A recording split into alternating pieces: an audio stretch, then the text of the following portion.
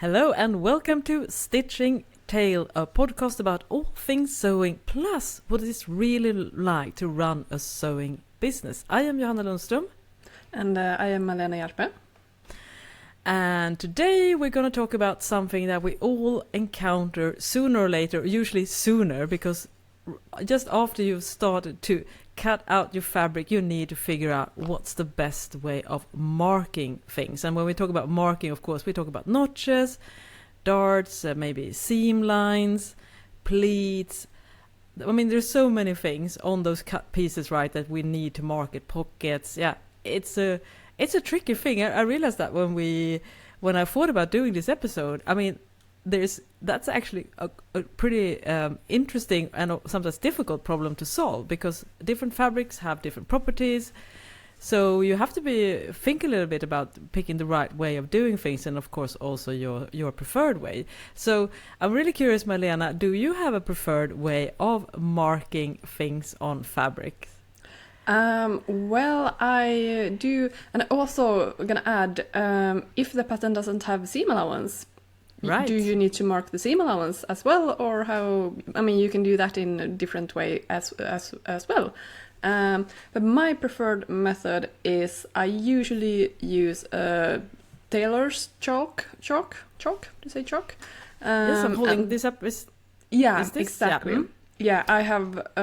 Is that one that like sprinkles out a small powder when you roll it on the fabric? Exactly. So what I'm holding up now, if you're not watching the video version, which I definitely recommend for this episode, what I'm holding up now is a plastic container with chalk, and then there's a small opening with a little bit of tagged, what do you call it, like a little wheel, that when you push the fabric down, you push it down to the fabric and you roll that little wheel, a small amount of chalk is distributed and forming a line or something like that. I never tried that. It's on my wish list. I only have like the old-fashioned squared like crayon chalks that you draw, right, with the soft corners, right? Exactly. That gets dried every now and then you need to. I usually use the not the sharp edge of the scissor, but just to peel off the dry layer so you can actually draw with it again. And I have a couple of different colors because, I mean, obviously if you have white, you can't use white chalk, then you want blue or yellow or something else so you can actually see it. So that's usually my preferred method. Notches, I always just cut with a scissor, like cut through half the seam allowance or something, not all the way through the seam allowance, because obviously then you can get a hole just along your seam, but roughly half the seam allowance I cut them, just because that's the quickest way, I think, when I work. What are your preferred methods? Those are similar to yours. I would say that for notches, I always use clipping unless the fabric is very delicate. For instance, if I'm working with a very delicate knit and the seam allowance is quite shallow, then it's a better idea to use some other options, which I will definitely talk about in this episode. But in general, with woven, where there's a decent seam allowance, I always cut. I find that the fastest, and also it's it doesn't, there's always a risk when you're using chalk and things like that before you start sewing it will rub off. You will usually, we're going to talk about that too. There are basically two problems with using chalk. One is that it rubs off too easily, and secondly that it doesn't rub off at all and gets stuck in the fabric and causes permanent stains. So hence why I like clipping as the most reliable source for marking. And just like you, some type of tracing tool for darts, for instance. But when it comes to pleats and the folding lines of darts, again, I just use clipping. I don't do marking there as well, because I try to clip as much as I possibly can just to avoid those common issues that do come with chalk. Yeah, it's always a little bit scary when you mark bust dart, for example, when you're drawing on the fabric, that is it gonna go away completely? Usually the chalk is pretty, good it disappears, especially after a wash. And there are also marking pens, and I haven't tried them myself, but you can actually draw on the fabric, and that will disappear when you wash it or when the fabric gets wet. Obviously, always do a test, because different fabric, different fibers might react to it differently. So I would use it with caution, especially on light fabric that are a little bit transparent or see-through. Then obviously things will show extra easily. So there I would be super careful. But yeah, it's very basic. Chalk and scissors, that's my basic go-to. And to be honest, sometimes if I draw on the inside of the fabric, darts for example, and it is a little bit thicker fabric, I might just use whatever pencil I got if I know that this is not going to show through the fabric, and maybe drawing a little bit more on the inside of where the seam will actually be. I just use whatever I got handy. But obviously I do it when I know that the fabric will be able to handle this. Yeah. So be a little bit cautious, absolutely. Yeah, don't take our word for it that it's going to work out any time. But I'm happy that you say that. I've definitely done this myself too.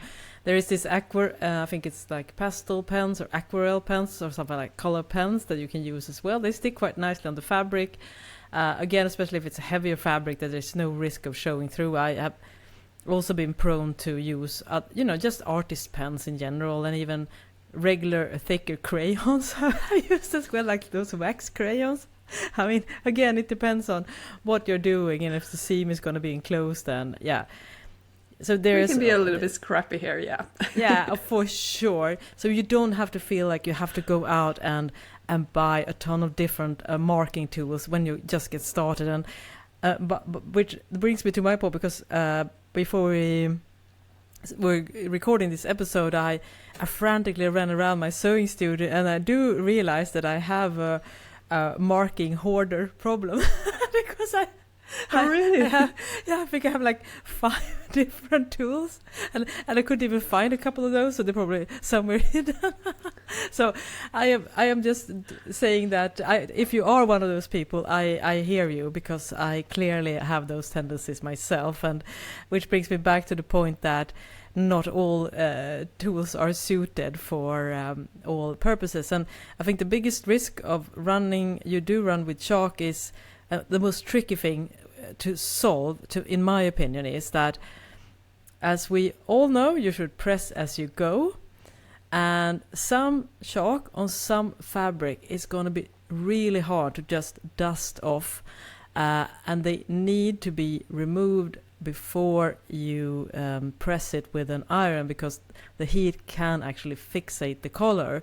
So for instance, I've had this problem. I was sewing a white cotton eyelet blouse with had back darts, like full darts, and I used what I'm holding up now, which is a Chaco liner. It's from Clover. I'm gonna provide a link where I have done lots of posts about this, so I'm going to provide links about all the tools that we're talking about today that you will find in the show notes of this episode. But the Chaco liner from Clover is really, really good. It's a pen with a wheel, but it's much more exact and easy to work with than compared to the red wheel I'm holding here, the classic one that is like almost like a triangle. But however, the blue one, and I guess it kind of makes sense because it's white, and because eyelet fabric is where you have this whole embroidery, so there's a lots of things where the color can get kind of sucked into. So normally you can usually dust it off. For instance, the tracing wheel I'm holding now, which is from another brand. You can see here at the top I'm holding up here, there's a little brush, and a lot of marking pens as well have this little brush at the top, which means you can usually dust off the chalk before you use any heat. However, on white cotton eyelet, the color got kind of stuck in the embroidery stitching, so I was not able to remove it, and obviously you need to press your darts because otherwise they're gonna look like a big mess. And yeah, I did trace it, of course, on the inside, but as we know, eyelet has holes in and this blouse I think I made 6 or 7 years ago, and despite numerous washing, there's still blue lines left on that fabric on the inside. It just got stuck. I couldn't get rid of it. So there are definitely instances where you should not go anywhere near those chalk, the color ones especially. And I think I'm not the only one who's had this happen on special fabrics. So that's my main trick. And I would love if you listeners have any better ideas, because in my experience, the only way of getting rid of it before you press is either to use, when I'm holding up like a microfiber cloth, you can either just use it dry or a little bit wet, or with that included brush. But sometimes the chalk does get stuck inside the fibers, and when you're sewing zippers, for instance, and you have that top stitching line, again, it's gonna be a problem. So there are options that I will share that I can use instead, but be aware of that. Yeah, that's annoying. So annoying. It's so annoying. Yeah, and usually it's fine because you mark where you're gonna sew, so usually it's on the inside, so it won't be visible even though it is there. But broderie anglais or it is gonna show through, obviously. Nightmare. Yeah, nightmare, yeah, for sure. So, for instance, if you look at older sewing books, there is other techniques, and they usually, I don't know, were you taught that in school, Malena, where you use thread knots instead of marking pens? So we're going to post pictures on this podcast episode from one of my older sewing books. So if you go to older sewing books, there's always a method that they show where you do almost like you would do little dots to mark, and then instead you use threads, like a little thread knot at the end. For instance, when you sew a dart, you do it on the end points, at the tip, and 2 on the sides to help the gauge. So for instance, a bust dart would have five knots, 1 at the top, 2 at the legs, and 2 in the middle. And that's if you are unsure and working with delicate silk that has seaming, I think that is still probably the best idea to take that extra time, and it's very easy to remove the thread afterwards. So sometimes those old sewing books, they do have a point that even though you have this massive amount of different tracing techniques to choose from, going old school is probably better on the more delicate fabrics, in my opinion. Yeah, well, like it sounds like also like hand basting, basically with long loose stitches might be easiest to do. Yeah, it's a little bit tricky. Yeah. I actually in school we learned where you have the tracing paper and then you had, what do you call that little thing with a wheel? Sporre, we call it. Sporre, yeah. It has a jagged round edge. So you put tracing paper between the fabric and the pattern sheet, and it's then basically you use chalk that on the pattern that when you push the wheel on, like you go along the bust dart, for example, it traces off that chalk onto the fabric. And I mean, it is really convenient. The same thing here. I mean, depending on fabric, it might get stains, so always be obviously careful about it. I think I would still do that because it's really convenient and you get very sharp like lines. Yeah. But I don't have any, so I usually when I do bust dart, for example, and I show this method in my Hazelhen T pattern that also has a bust dart version. I usually put down a needle at the tip of the bust dart. At the seam allowance, I just cut notches, and then at the tip, I put down a needle, and then fold basically it open and have a ruler. So I have where the needle is placed, and I can just draw a line from the notch to the bust dart tip on both legs, basically, using a chalk or whatever you want to draw it with.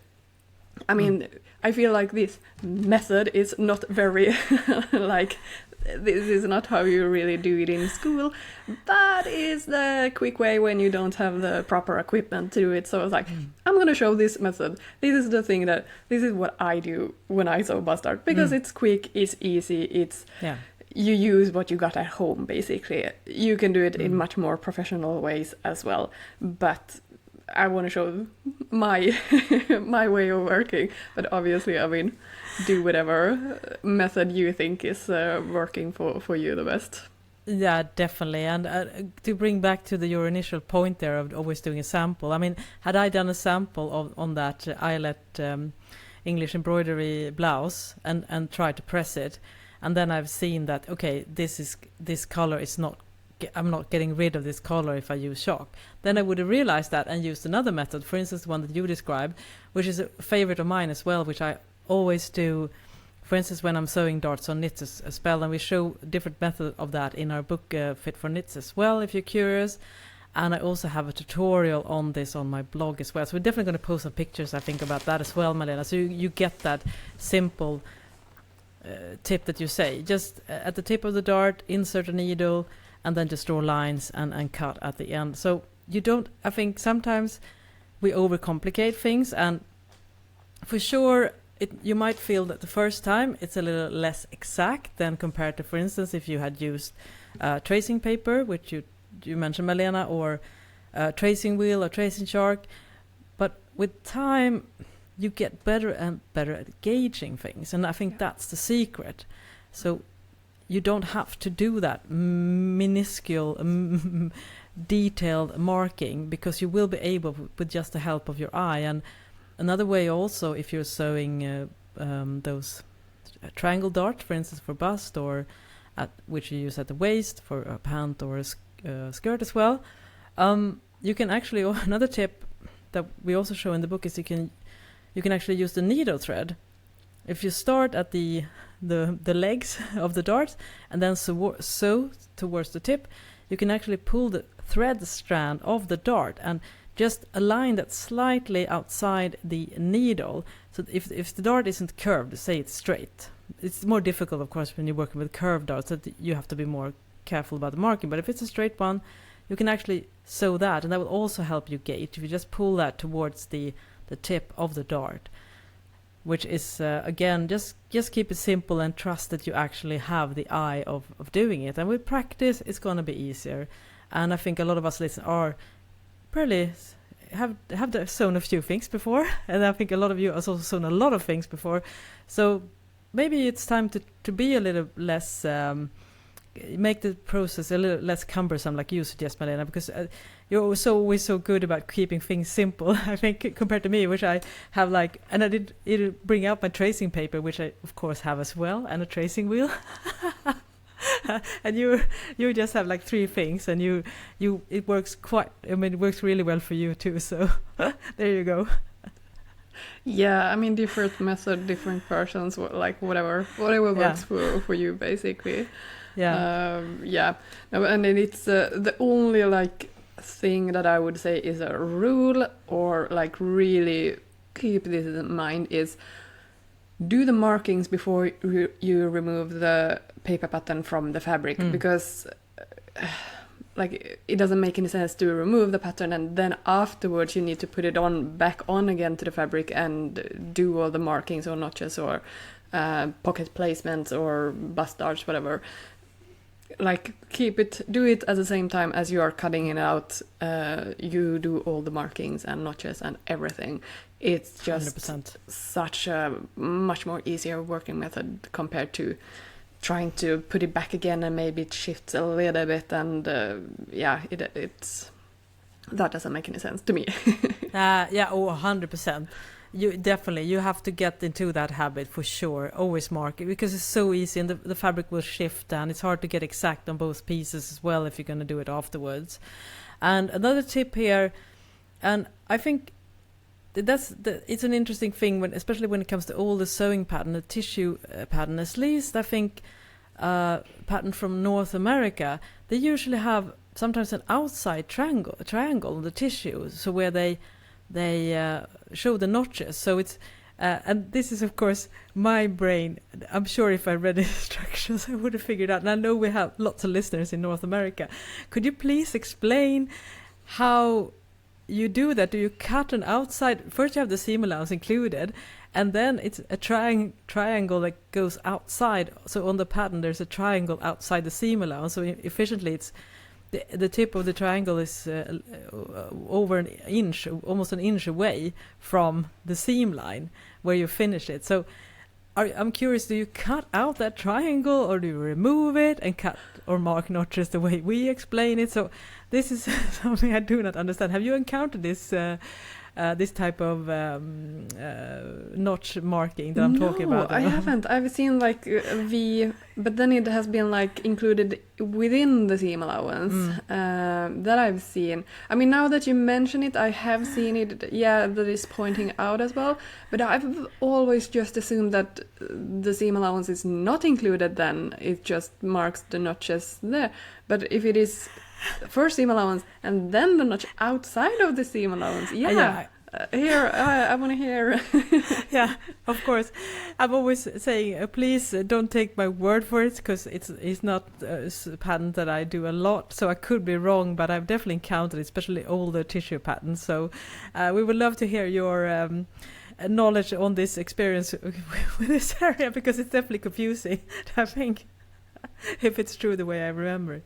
But I'm sure there's a method to that as well. But if you have that problem, that there is not an accessible space, because especially if the triangle is outside, it's going to be really hard to get into the area where you actually need to mark it, which is on the actual seam allowance. So what I'm holding up now is something that is also used in the professional setting as a pattern notcher. So it's basically a little tool that cuts out a couple of millimeters wide and maybe a quarter of an inch long notch.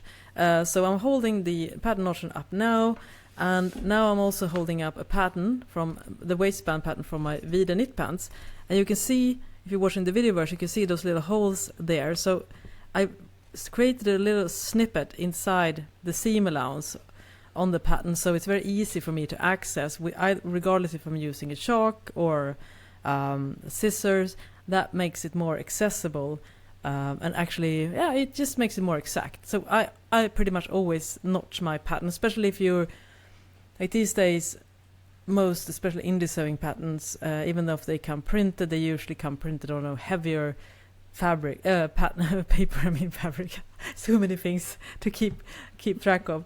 So they're quite easy to notch. I guess if it's very thin tissue paper, it's going to be a little bit tricky because it's way more delicate. But what do you do, Malena, when you're trying to access the notch? Do you cut away or just put the pen or a scissor underneath the notch, or what's your preferred method? I just cut through everything. Yeah, right. With my fabric scissors. Yes, I do. Paper, scissors, and fabric. That's a new game. Like, what's it called? I think there's lots of countries that say paper, rock, scissors. Paper, fabric, scissors. Yes, I do. I mean, it is 5 millimeters. Like it is so small. I just cut them all at once. It does look so much more professional when you have that a little thing tool. It does look beautiful. And I also think that's really, really handy if you're, because when I print out a pattern, I mean, it's just regular pattern, like not too thick or anything. But when you have, for example, if you have a more sewing studio with like blocks and like patterns, then you usually don't touch up your patterns in just like regular paper.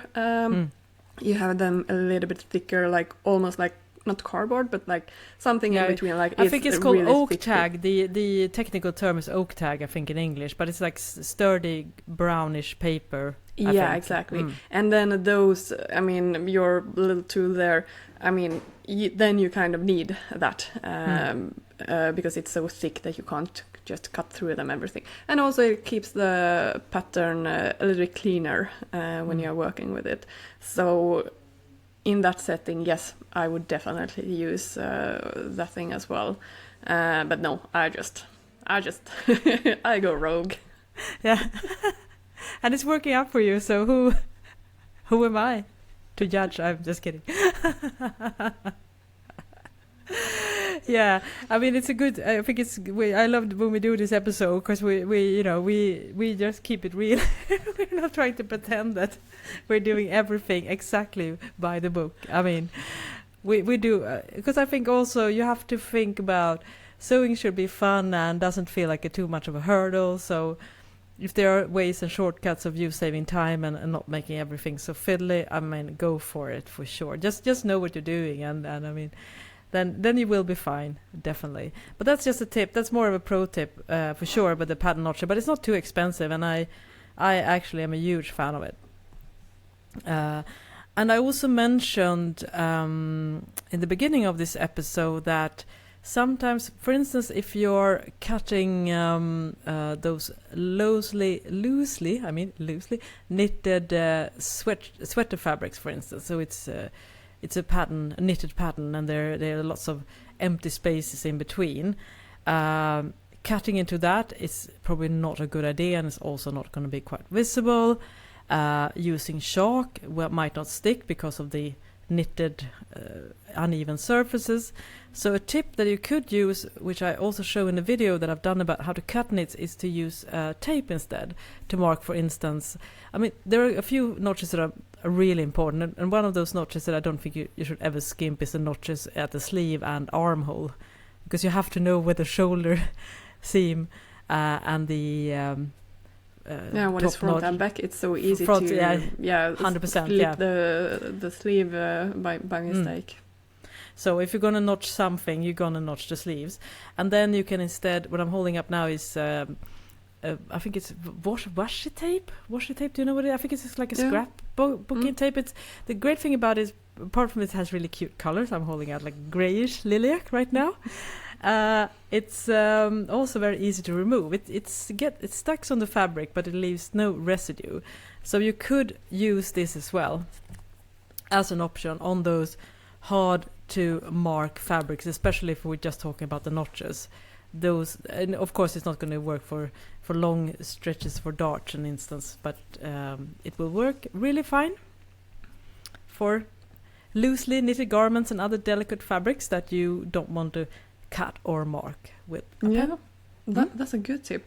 What's your favorite method if you have, for example, I mean, darts, notches, I mean, those are quite easy to access because they are always at the edge of the pattern. But for example, if you have pockets, patch pockets or something, like it is basically in the middle of the pattern, how do you usually mark them? Yeah, so for instance, if I would do a curved patch pocket, for instance, or a pocket, a triangle, so many, those sharp corners of the jeans pocket, for instance. I mean, so sorry, I'm having amnesia right now, but you know what I mean. Rounded, any type of patch pocket.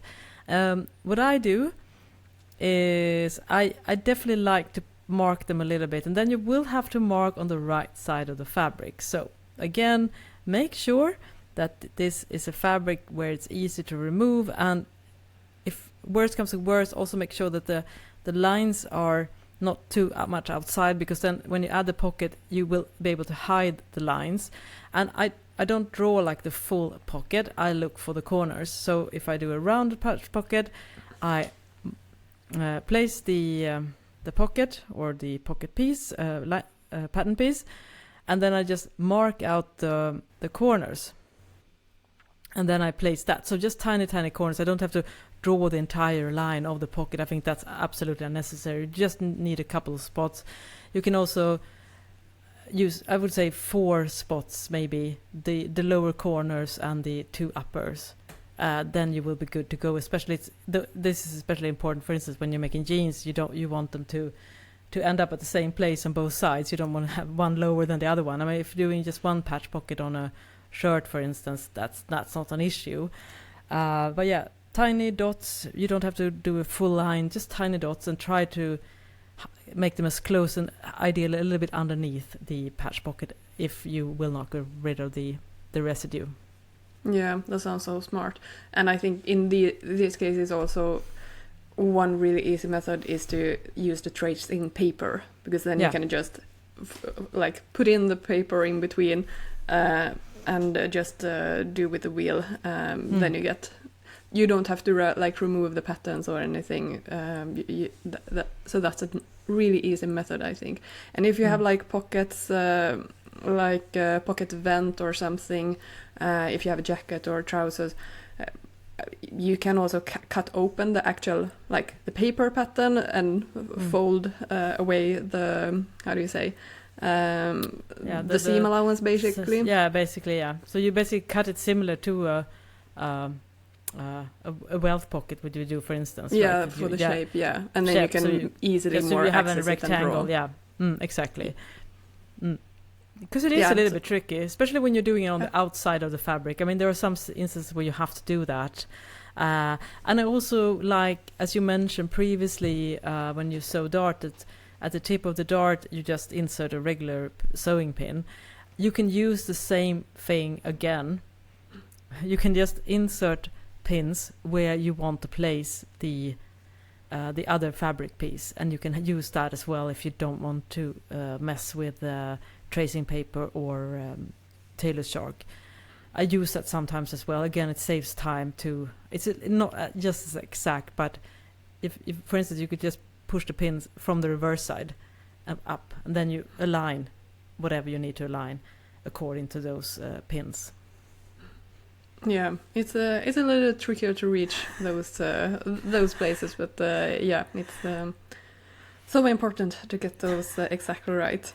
Yeah, so one thing that I do think is so, I don't know why I am so fascinated about this, but when I see pictures of proper tailors when they work and they have their patterns on obviously very beautiful wool fabrics, and then they just draw the corners with the chalk, so they like the pattern then don't have the seam allowance, and then they just draw markings for where the seam allowance, and they cut around it. It's, I don't know, I find that so fascinating. Yeah, it's amazing. And speak about having a trained eye for gauging. I mean, wow. I love that as well. And we haven't even talked about that, but that is an option. So if you don't want to add the seam allowance on your sewing pattern, if you have an old school sewing pattern that is made for tissue paper, for instance, that is a way of doing it, is to actually trace around it. Of course, not all fabrics, but yeah, when they are able to do, because I need a measuring tool if I'm going to do that. I am not on that level for sure. I'm decent at gauging roughly about 1 centimeter to 1.5 centimeters, but it's so tricky to get it exactly right with just the eye, I find. What about you? Are you good about this kind of distance gauging? Yeah, I'm pretty. Yeah. I think I have a pretty good eye at gauging. Like, I mean, not too. If it comes too wide, I mean, then obviously I can't gauge it. But anything with under 10 centimeters, I'm pretty good at gauging, especially 1 centimeter. Ooh, by the way, when we talked in our previous episode about seam allowance, I think we said that 1 centimeter is a 3/4 inch. Yeah, right. But it is 3/8. 3/8. Yeah. 3/8. Yeah. And we know that, but sometimes it's the. I mean, you have no idea how tricky it is to make it the conversion on the fly, because we are using the metric system. Yeah. So I also converting it to English while we speak. I mean, we are not native English speaking, so pardon us. Obviously, yes, 3/8 of an inch. Thank you for noticing that. I think I saw a comment on our recent YouTube video. Thank you for noticing that, and also apologies in advance in the future, because unfortunately it might happen again because. It's like the brain is working overtime when we're trying to keep all the things together. So I'm actually proud that we are able to, because I think we know 1/4 of an inch, that's about 5 to 6 millimeters. 3/8 of an inch is 1 centimeters. 5/8 inch is 1.5 centimeters, and 2.5 centimeter is 1 inch. Yeah, I mean that's why I would preferably use 3 centimeter as a hem. But it's just so much easier to write 1 inch 2.5 centimeters hem instead. Yeah, so I know. That's the reason why I have 2.5 centimeters instead of 3 centimeters. It's just easier with the conversion. Yes, I know. I've done the same sewing pattern as well. Because so we have to like meet halfway, I think, sometimes, because of course we have a global audience, and we still don't have the same measuring system. So yeah, it's tricky. For sure, and it's always, I mean, not to mention when we're doing the conversion on the size charts, right? When we're doing, and I actually, it's there are so many numbers to deal with, but thank you for noticing, and also, if you feel that it sounds a little bit wrong that we're saying, we probably are saying it wrong, so definitely double check.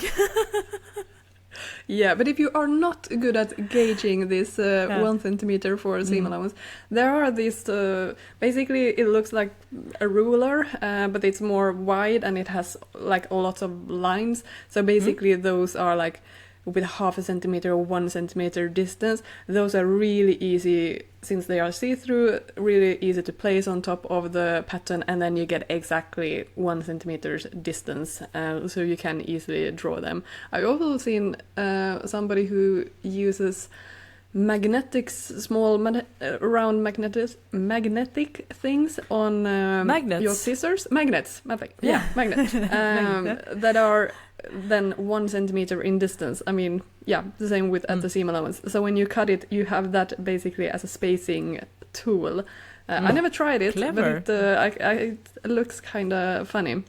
Cool. I always usually just wing it when I cut and gauge. And I also work mostly with either knitted fabric or more loose fitted woven fabric. So then if it's like 1 or 2 millimeters off here and there, it's not gonna make that big of a difference. Yeah. To be honest. Yeah, and I'm not surprised that you're good at gauging, because you do work with numbers, and this is your work, right? You have spent the last decades, really.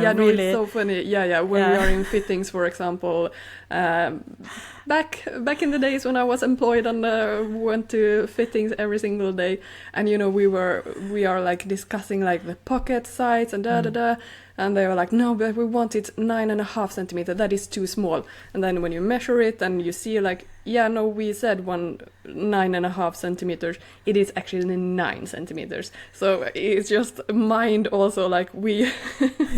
Wow. You become pretty good at gauging. And it's funny, when I went to a hairdresser once, I was like, I want to cut quite a lot, like 10 centimeters, 4 inches. And she was like, oh yeah, like this. I was like, no, that's like 2 inches maximum, 5 centimeters. Like, no, I want 10. I'm like, okay, so like this. No, like, do I need to bring out the ruler? Come on. Chop it off. She was basically showing half the length that I wanted to. I don't know if she just were able to gauge or was scared to cut too much or something. Yeah, it's probably a combination of both, and I can imagine also with hairdressers. I think a lot of people have issues with having their hair cut too short, so a lot of hairdressers probably err on the safe side. So if I say cut 5 centimeters, they are probably thinking, oh, she only means 3 centimeters. Yeah. She probably means this instead. Yeah, exactly. But you're like, I know my numbers. No, I'm more like, I go to the hairdresser once a year, maybe. So cut away decent amounts. Yeah. But yeah, it is, I mean, I always have a ruler or like measurement tape as well with me, because you want to be exact, obviously. Yeah. Yeah, I'm very impressed, and I will also say that if I have to add seam allowance on a pattern on the fabric, I also do slight gauging. I don't draw straight lines. What I do is just that I add some dots, somewhat evenly spaced, and then I just cut those, so I don't draw straight lines. And I think again with time and practice, you definitely get more and more experience with cutting pretty straight. So it's a wonderful thing, and I think also with sewing, and especially for you that works in pattern making, is that a lot of us, I think, when we leave school and don't need to, what we say in we call it in Sweden like head math. When you do calculations in your head, you don't use a calculator. You're able to do it with your brain, right? I don't know. The exact transition would be like brain math or brain calculation, but you know what I mean. You don't use a computer or your mobile phone or whatever to use a calculator. And I find that sewing and pattern construction, that helps with that. And I've noticed that among my fellow generational people, that I am still quicker with the numbers. And I think that's probably because of sewing, because I do not deal with that kind of calculation in my various day jobs.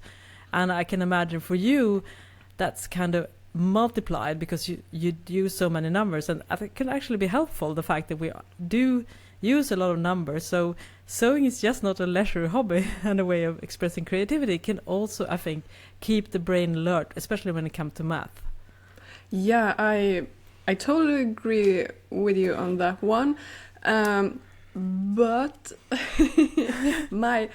pretty good with numbers in general. Like mathematics was actually one of my not favorite subjects, but I'm like it came natural. So I kind of like it.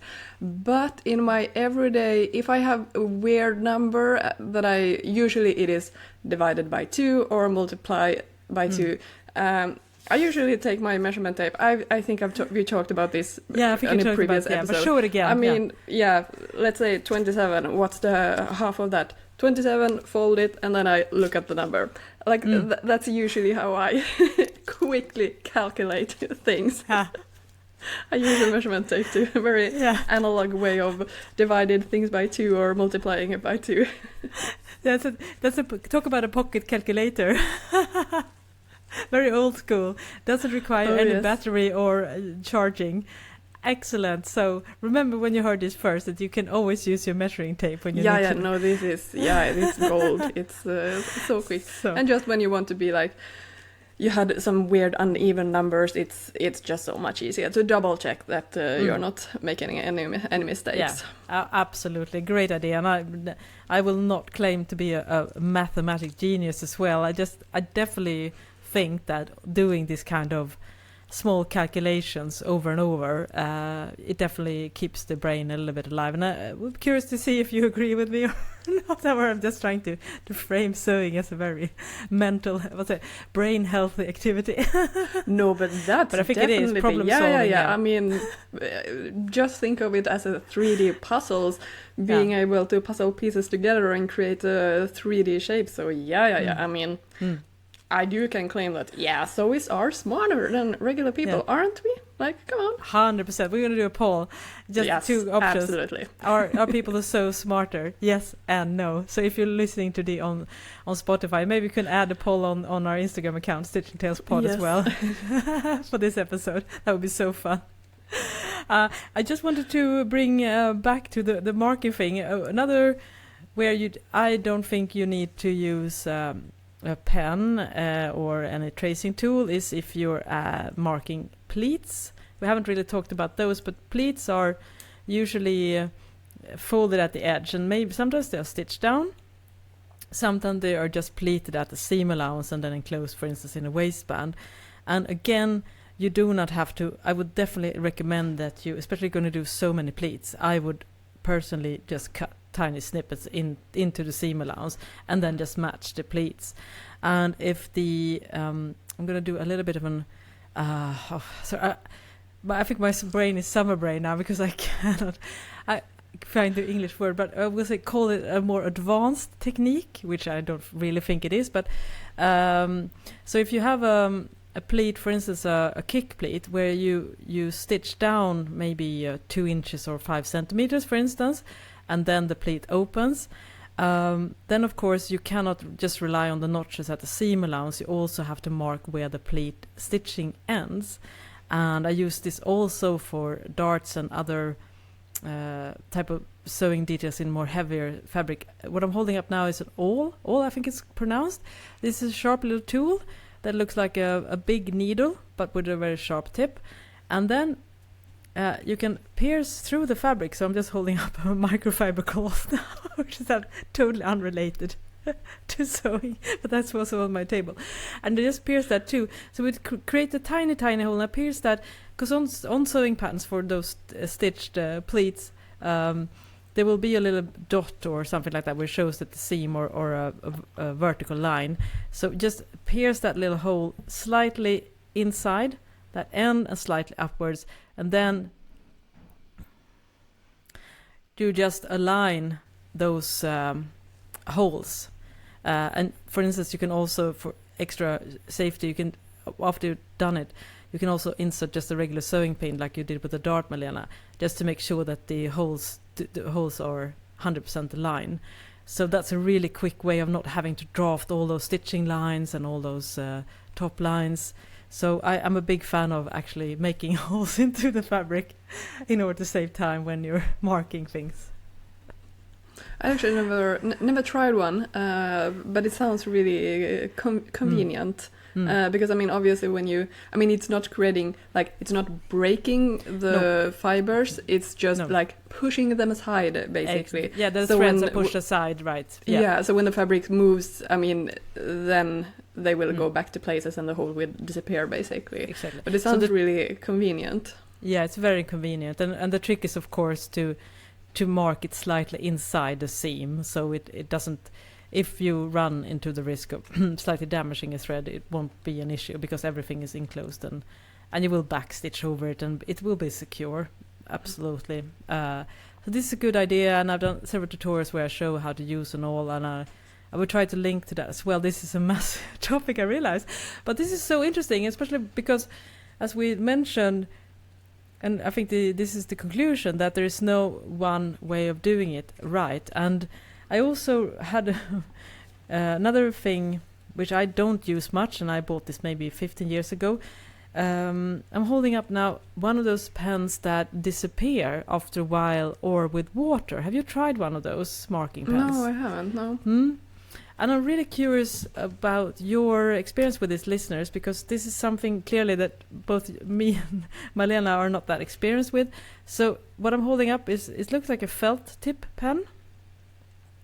And then you trace it, and it's called like invisible marker or something like that. And you can usually either you have like 20 minutes for it to disappear, or it disappears when you wash it. So those are options as well. And I think especially in the US, you seem to have so much different type of tracing tools. So I think compared to, say, if you go to a regular store in Sweden, you don't really have that many options. I mean, for the longest time, the only thing that was available was the chalk that you're using, the solid piece, or the one that I hold up here, which has this like tracing wheel. But I've seen there are so many other ways of doing it. As you talked about those magnets or scissors. I mean, this is like mind-blowing stuff. Maybe we should go into that business, Malena. Marking, figure out some. We could become inventors. Or maybe everything is already, because I love that idea. So crafted. Oh yeah, I could add that, and it's much simpler. And I'm sure we have just touched the surface, and there are probably more ways of doing it as well. And also, what you mentioned, those rulers that are great for adding seam allowance. I mean, if you don't have one, get one. There are big ones that are transparent plastic, and there are also like small seam gauge where you have this cut sometimes. I have one in metal because I like it's very heat resistant, so you can use it when you're pressing. So you have so many different ways of doing all this kind of stuff. So I can totally see why I've got such a gearhead on this, because I realize I have 2 different metal seam gauges, and I have, I think, 3 different plastic rulers for seam allowance, like those transparent stuff. I mean, clearly it's time for a purge. Yeah, but I mean, you can like whatever small big tool you have, I mean, use them. I also have heard people who like, how do you say? You have 2 pencils that you tape together or something so they stick together. Obviously measure this, but then it becomes almost like 1 centimeter in between the tips, and then you can mark trace that pretty easily. So I mean, there are like lots of different scrappy tips, tools, ways you can use, work, whatever. And if you listeners have any other smart hacks or tips, let us know. It would be interesting to see if you have anything else as well. Yeah, that would lovely to hear, and I'm probably sure that's so good about having this online community, because there's so many ways of sharing stuff. And I mean, I would not be where I was today and learn all the stuff if it wasn't for the internet. I mean, we didn't have the kind of resources. Not even you, Malena, even though you're a very young person. Still. No, I'm 40 plus now, so no. All right, you can. The young card, I grew you can't up play without that. the internet. Internet came when I was young, so yeah, I've experienced that pre-internet area. Yeah, it was such a weird time. It's hard to explain to your kids. Yeah, all right, times. yeah. But this was such a fun episode, and definitely check out the show notes as well, where we're going to link, and also hop over to our Instagram account that we will try to post pictures of at least some of the tools and techniques that we talked about in this episode. I hope you enjoyed this, and just drop us a comment, and if you have any more tips, we would love to know. So, I am Johanna Lundström, and you will find me over at theloststitch.com, where you can find my sewing books, sewing patterns, online sewing courses, and lots of tutorials. And my name is Malena and Hjerpe, and you can find me at hazelhenpatterns.com or at Instagram at Hazelhen Patterns. Talk to you soon. Bye-bye. Bye.